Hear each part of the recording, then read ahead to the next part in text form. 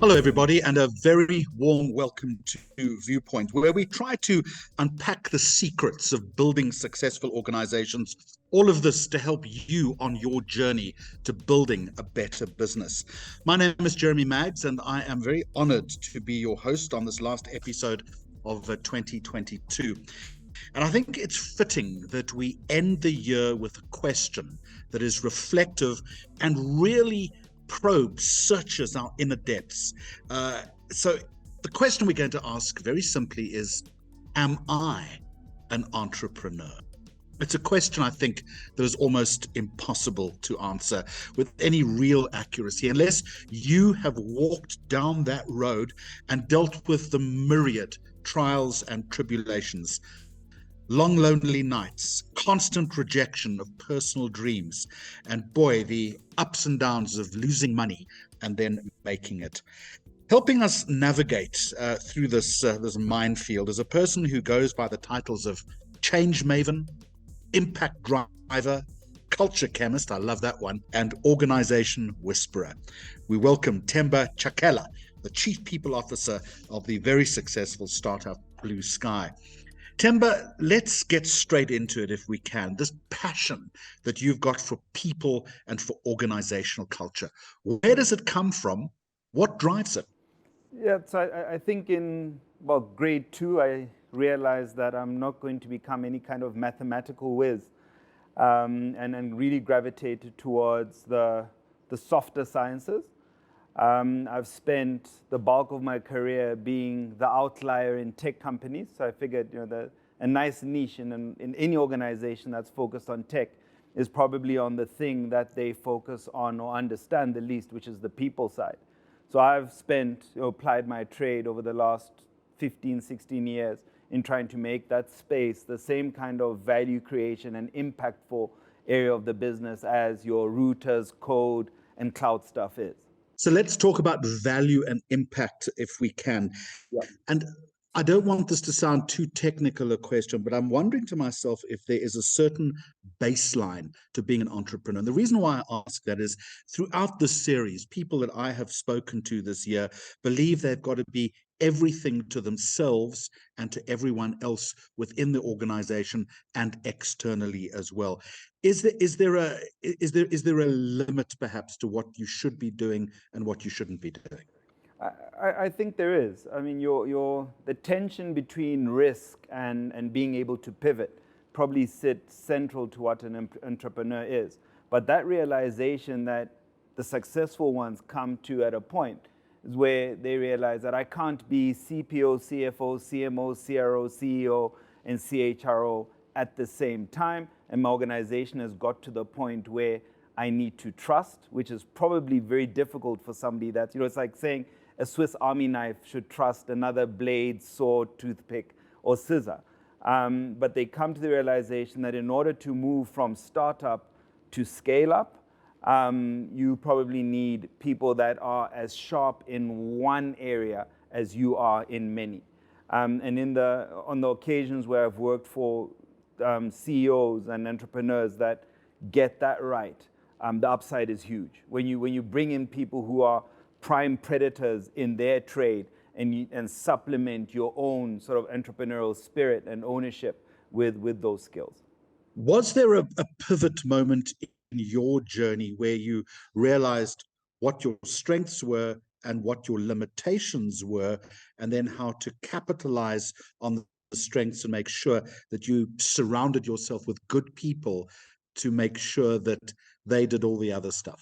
Yeah, I mean, specifically in the people space, right? And an entrepreneur's worries are about cash flow and margin for the large part.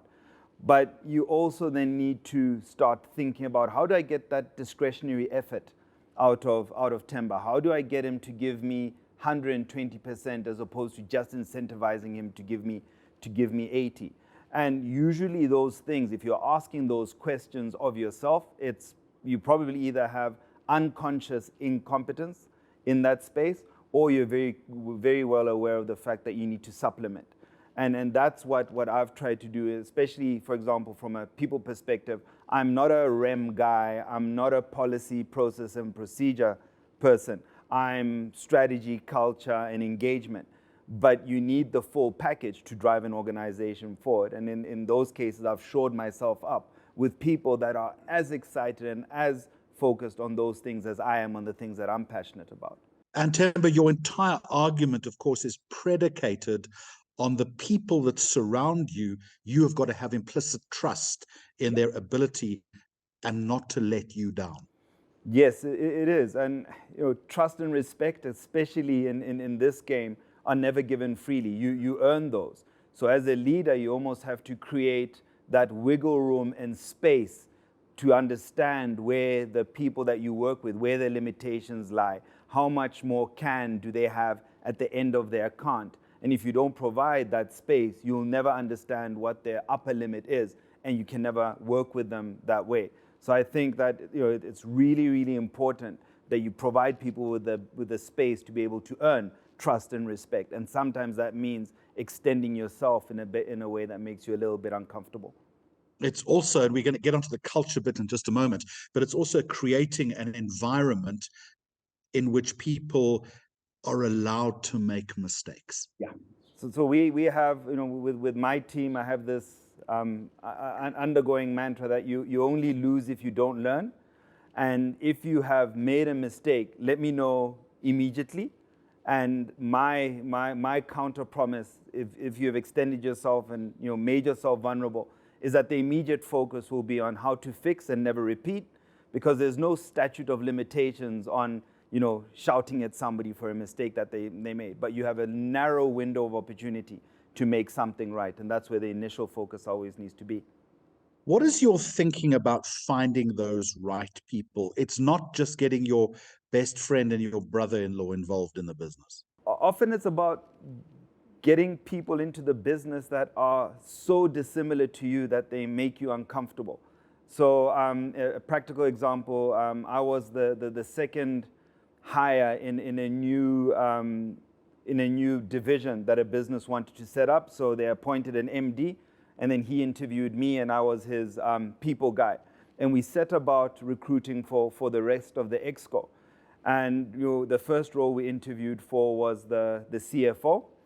And I just said to him, look, I don't know much about finance. Don't ask me about chartered accountants.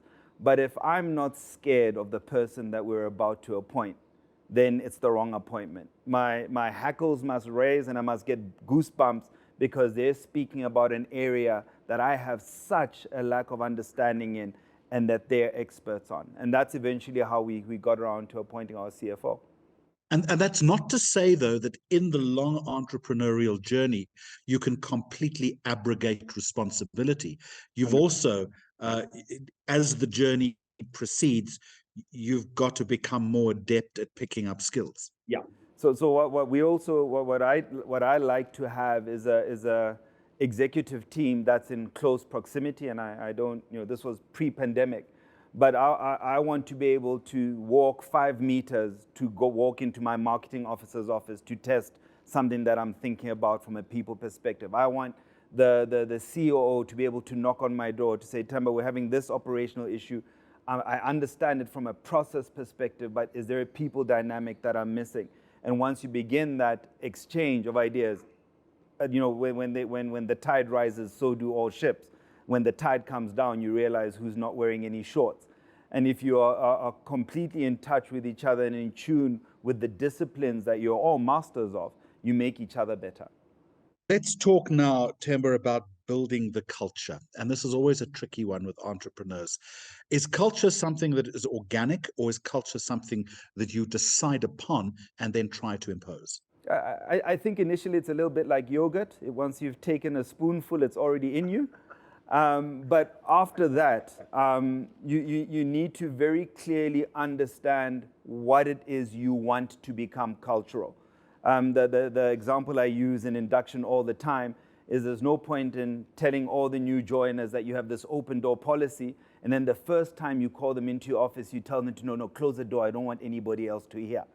So you need to be very clear about those things that have a performance-enhancing impact on the way you do business, on the way you deliver, and on the market, and make those things cultural. And that's when you build in, mission statements, vision statements, purpose statements into your organization. With the understanding that over time culture will change. 100%. When I joined BlueSky, one of my most vivid memories is that it was my first day, but it was also a young lady of the age who was 19 years old who was starting the same day that I did. So I was 46, she's 19, and they came in and did the culture segment, and naturally the things we heard and saw in that segment were very, very different. She was looking for a vibey atmosphere. In fact, I think her comment after the cultural piece was done was, "That's vibes." And I'm sitting there going, "Is that good vibes or bad vibes?" And she goes, "No, it's just vibes. The rest we'll see as we go." So I think there's also this evaluation process that happens on both sides of that equation. Employees decide whether they want to be part of and contribute to a culture, and an employer needs to be intentional about providing the space and the framework within which things are, or how things are done in an organization. The key question we're asking in this segment today is, am I an entrepreneur?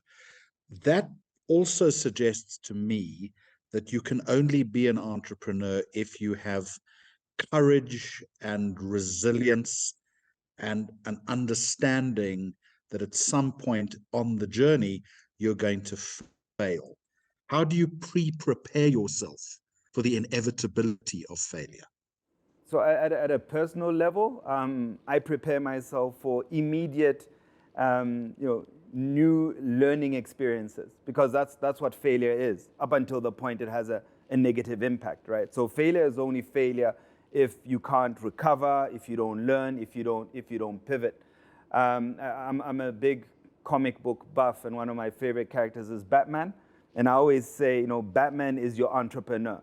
He puts on all his gear before he goes out to fight crime at night, but he may come across the villain he hadn't prepared for, and he still needs to stop that crime.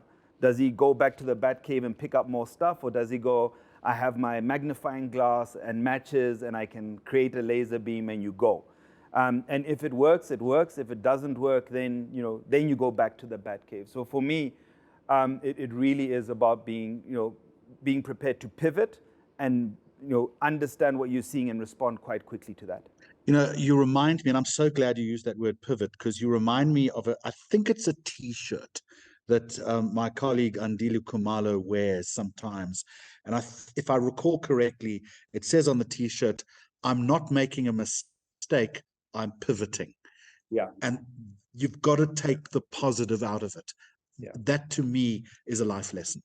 Yeah, that T-shirt is black with white print. It says, "I don't fail, I pivot." And I want one, because it's one of those important lessons. I mean, I hope the people that sort of have come through our scholastic system or the school of life after me have made more peace with the fact that failure, death, change, and taxes are the three things that are going to be constants for them throughout their lives. And instead of making them the enemy, you pull them closer and learn how to deal with it better. So I look at, when I talk to people in my organization, or even when I talk to my kids, it's not so much that you made a mistake. It's like, what are you going to do about it now? And how do you prevent it from happening again in a very similar way? Let me conclude the conversation by asking you the deep philosophical question. How do you know that you're an entrepreneur? The question is, am I an entrepreneur? Is it something that's inherent? You just simply have the wherewithal to strike a path, or is it more than that? Have you asked yourself that question before?